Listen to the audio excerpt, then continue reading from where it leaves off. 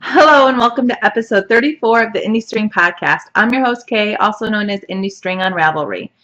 Welcome to any new viewers. Thanks for giving me a chance, and welcome to any returning viewers. I hope you guys had a wonderful 2 weeks. I haven't seen you in a little bit. I recorded last week and then I edited the video and I hated it. But with the U.S. holiday of the 4th of July, I didn't have time to record again. So I decided instead of putting something out that I didn't really like, that I would just skip a week and get to you guys this week.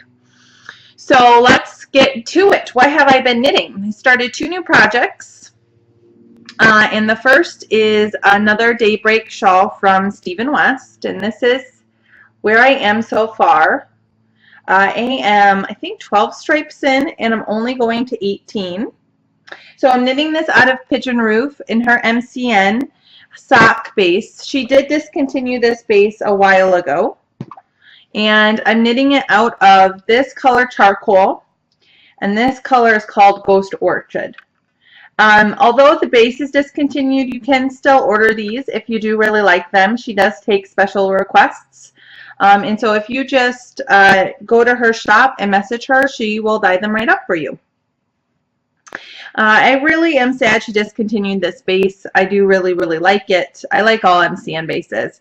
And so I picked up some skeins, some odds and ends when she discontinued it. And she hasn't carried it for, I know, over a year. So I bought these to use together, and I'm okay, happy with it. Not anything from the dyeing perspective, but more just choice. The Ghost Orchid has a lot more brown than I thought it had, but I think it looks okay with the charcoal. And so I am getting there, and then what I'm going to do is I'm going to knit the border with the charcoal, this, and then I'm going to use all of this no matter what, and then I'm going to bind off in the Ghost Orchid colorway, the lighter colorway, because I should have quite a bit of this left over, at least 100 yards from the stripes. And so I'm pretty excited about it. I'm kind of doing a hybrid size. The large calls for 20 and the medium calls for 16 stripes. So I'm right in between the yardage on those two, and I've knit one daybreak before. In the last daybreak, I did knit the 20 striped sections, but then my border was quite a bit shorter than it was supposed to be.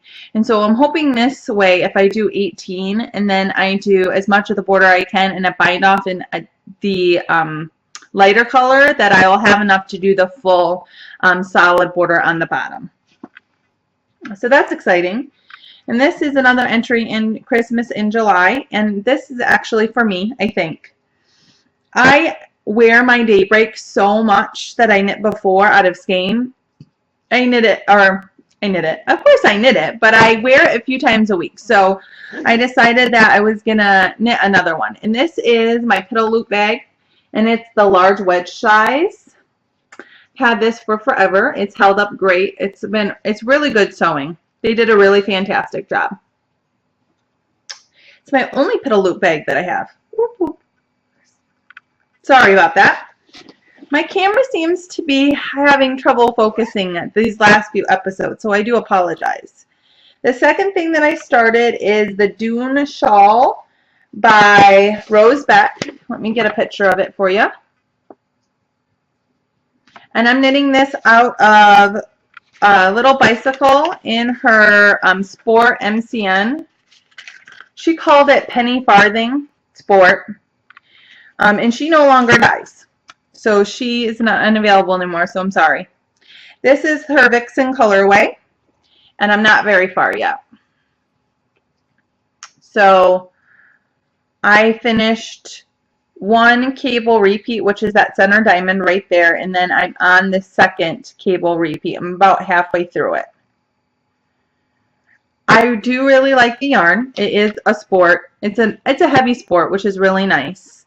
And I have enough yarn to do the medium size. So I'm going to do that. This, I don't know who it's going to be a present for, if it's going to be for me. My sister's favorite color is red, so I showed her this pattern. And I was like, well, what do you think about it? And she was like, well, that looks very Victorian, very your style.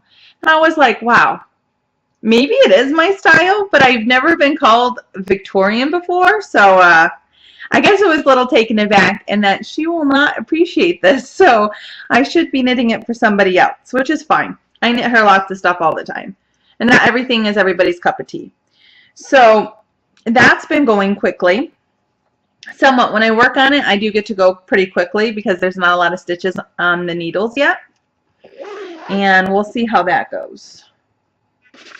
That's all I've been knitting. I haven't been knitting a lot. I'll get into rants and raves why I haven't been knitting very much, but I did finish something. So I finished the Bees to Honey shawl, and I knit this out of Hazel Knits in her sock base, and it's 80% merino and 20% nylon, and the darker colorway is called Portobello, and the lighter pinky peach colorway is called Bloom, and it is very nice. I do really like it. This was knit exactly to specifications. I did not increase or decrease. Quite honestly, I was about done with the lace section. The bottom mesh lace is a true lace, and what that means is that on both sides you're doing lace. Some lace, you do lace on one side and then you purl back, or you kind of have a rest row, but true lace is when you have pattern on both sides. This is a very, very good beginner true lace pattern. It was very simple. It's only a 4-stitch repeat, and I only had to look at the chart twice, and then I memorized it. It's very, very easy. Haven't woven in my ends yet, but you know how that goes. I'll leave them in before I give it away. It is really, I do really like it. It came out much better than I expected. I was a little leery about putting these colors together, and I do think they work well. And the mesh is nice and deep. So it does sit really nice. The only thing is, if this was for me, that I would want is I would probably go back and block it out pretty severe. I just wet blocked this and I laid it out to dry. I didn't use wires. And I wish that the wingspan was a little bit wider for me. So when I do this, and that's how I usually wear my shawls like this in winter. I really like my tails to be long enough to be able to go underneath and almost high. And they're just probably about 1 inch or 2 inches shorter, so I know if I force blocked it, I really blocked it out with wires, I could get that extra length in there. And then when I do that, or I shawl pin them down, it tends to make my shawl stay pretty well. So I finished that up, and that was wonderful. I'm very excited. Another entry into the Christmas in July Cal. And there's been a lot of entries lately, so thank you so much for everybody that's participating. I'm very excited to be able to see everybody else trying to get ready for Christmas or holidays of any kind. And just, I don't know, just the gift-giving spirit. It seems like all I knit is gifts.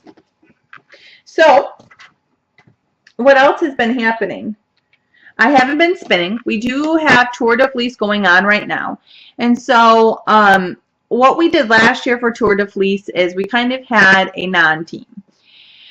I don't do well in CALs, and I really don't do well with teams.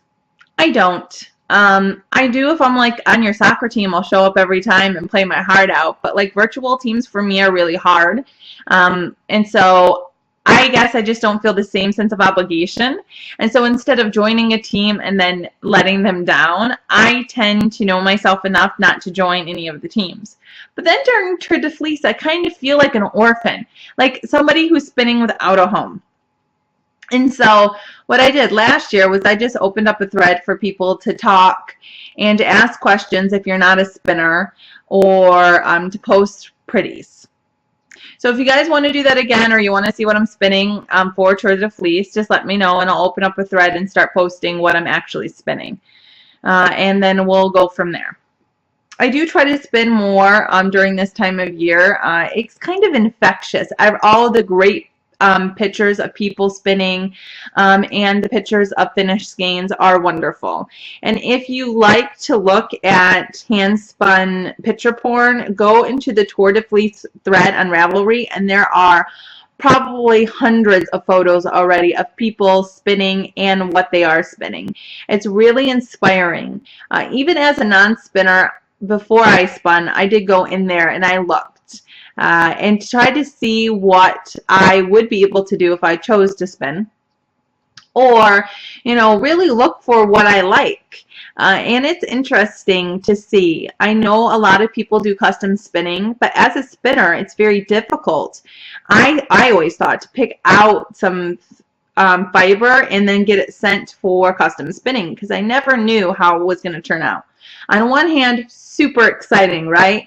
On the other hand, it's a big investment to have someone spin for you.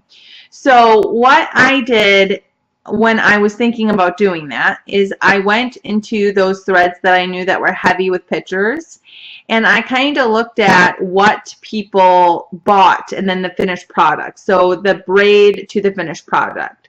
I like a 3-ply? Do I like this? Do I like that? And then I kind of got a sense of the dyers where I really liked their finished objects, no matter how it was kind of spun, the finished yarn. And that, as a spinner, is also who I tend to gravitate towards when I'm going to go shop for some skeins and some braids of fiber.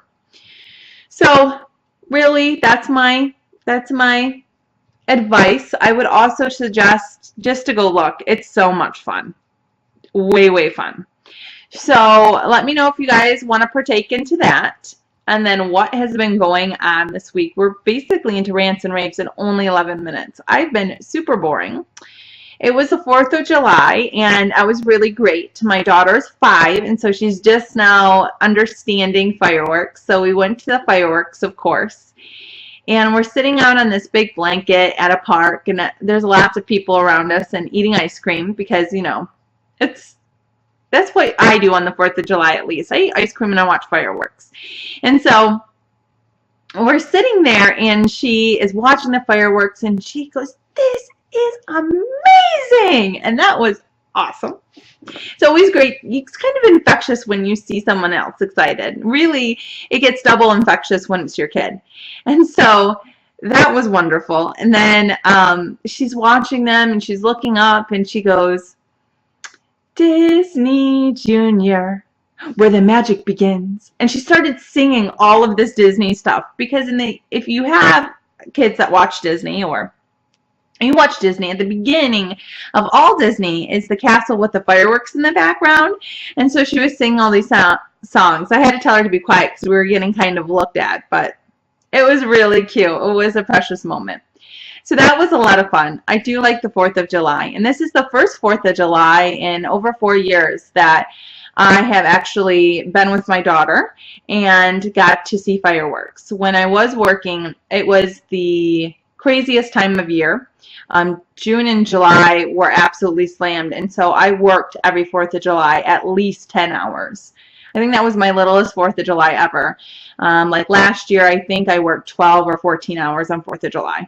And pretty much then you go home and you go to sleep and you hate your neighbors that are setting off fireworks. But this year I got to actually enjoy the holiday, and I forgot how much fun it can be. And then what else is going on? I kind of have an announcement. And I know you guys, well, most of you have probably figured it out by now. So I haven't been working and trying to decide what I wanted to do. And of course I wanted to do something with the fiber arts world, and something what was sustainable for me. And I was looking at lots of options. And my husband is very smart, and I was looking at knitting, basically knit for hire. And he said, you really love knitting, and it's your one thing that you do for yourself. It relaxes you. It's your hobby. It's the only thing that you really have for yourself. And I said, yeah. And he said, well, that might really take a lot of joy out of it. And he was right. So I was like, okay, well, what else can I do? And so I looked at spinning for hire and writing patterns, but I'm not so great at writing patterns. I'm not that inventive to myself. I wouldn't say that I would do anything groundbreaking. And so for me, if I'm going to do something, I throw myself into it. And I just didn't think that I would be successful at doing patterns. And so really, the things that were left were a lot of things that I were considering, but they were kind of more of an undertaking. And so I decided to try my hand at dyeing. And so for several weeks, I have been dyeing during the day. And I do like it. It is a lot of fun. It's kind of a little bit of a leap. It took some learning, to be quite honest, to get stuff out the way I wanted it to come out and to get stuff that I would love to knit with. And so I wanted to talk to you a little bit about that whole process. So setting it up, right? The business side is the business side. I could do that in my sleep. But I wanted to offer something that no one else had. Because if you know me, that's totally me. I want everything to be unique. Everything I knit, I want to be unique. Everything I offer, I want to be unique.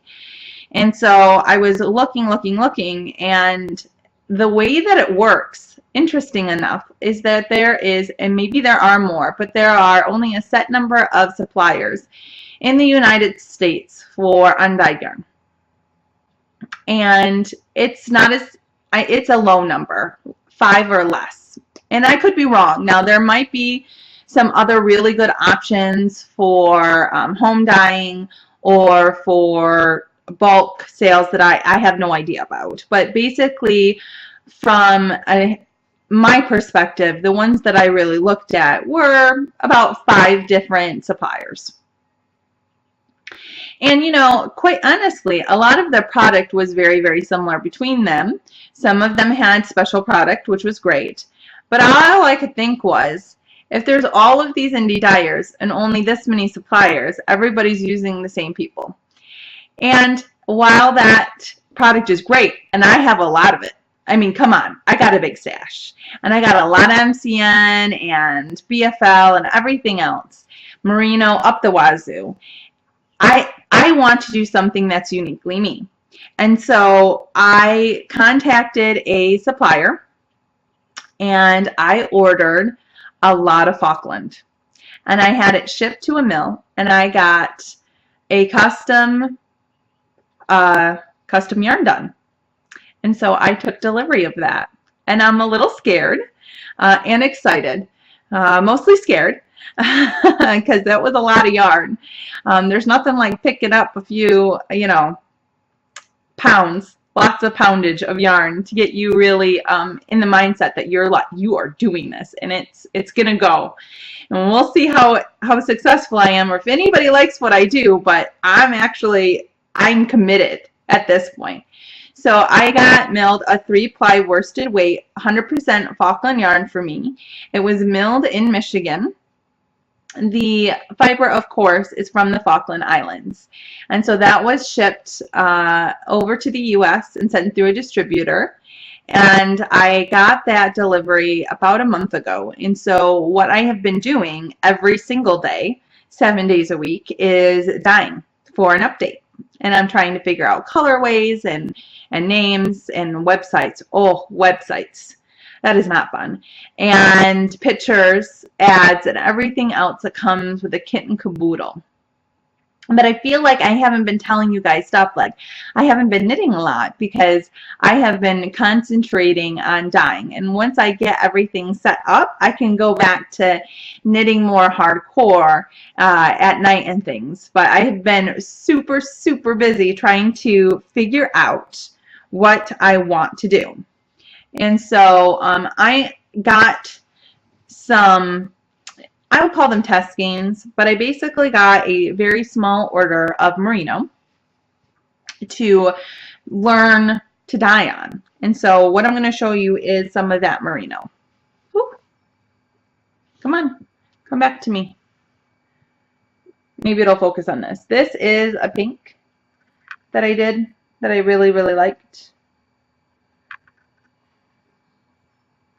And I did a nice silver, blue silver. And I thought these went together well. And a really nice springy green. So I kind of dyed these to be used together, and I think they work well together. And if I could show you the stuff that I dyed today or that I dyed yesterday, I have been dyeing neons, and man, is that fun. You put them in, and it's like you measure out the dye and everything, and you put them in the pot and you stir it around, and then I put the skein in, and it's like instantaneous. You can see the color finally. A lot of the times, I don't, not that I don't know, I know what I'm doing and everything. I know the color I'm putting in, but it's this magical moment when the color hits the fiber that it just like all comes together. I guess for me, it's kind of like blocking. You know what I mean? When you take a lace piece and you soak it and then you stretch it, you're finally like, oh, it comes together. I did all of this pre-work to get it to this point of perfection, right? And so for me, that's kind of what it's like. You put all these colors in the pot, and you add your citric acid, and you do all of this stuff, and you pre-soak, and then you put the yarn in the pot, and it's like an instantaneous result that's the color. Now you can tinker with that, as of course I tinker, but it's been a lot of fun. So that's pretty wonderful. And so I wanted to tell you guys, I will let you know when I'm going to have an update. It will at least be a week, maybe 2 weeks, maybe more. It just depends. The dyeing is going well. It's fun, and that's enjoyable. But I'm trying to figure out all the website stuff. And so that's taking me more time to kind of fiddle with it. I, as you all know, like to do one and done, man. I like to have what I want, and I would rather take a lot of time in the beginning and fiddle with it and get all the questions answered and then just have it there than to do 2 or 3 things. You know, to try maybe Etsy, and I'm not going to do Etsy. But like, let's say I tried Etsy and then moved my shop. I would rather just have my shop where I want it eventually and just be done with it, and figure it out once instead of tinker. Because you know technology. Once you tinker with technology, I have a tendency to mess it up. So I'd rather just learn all my flaws in the beginning and fix them. So there you go, the cat's out of the bag. I'm going to dye yarn. And I hope that I hope it's okay. I hope you guys like it. I got some stuff that I really love, and so I'll start showing you that next week. It's drying. It needs to be hanked and tagged, and then I will bring it out for you guys to see. And then the only other thing we have going on today is the giveaway. So we talked about crochet today. There were 2 people who entered in this drawing, and I will flash the name of the winner down on the bottom of the screen. And if you just want to PM me on Ravelry your address, I'll go ahead and send this out this week to you. And congratulations. I hope you love it. I hope you had a great 4th of July and you can crochet something wonderful. Other than that, you guys, that's all I have going on. I'm sorry I'm kind of boring, but I will try to get back at giving production so I have some more to show you. And hopefully everything will be wonderful for you guys this week. You can get some time to knit and spin, crochet, felt, whatever you guys like to do is your preferred hobby. And I will see you next week. Talk to you later, y'all. Bye.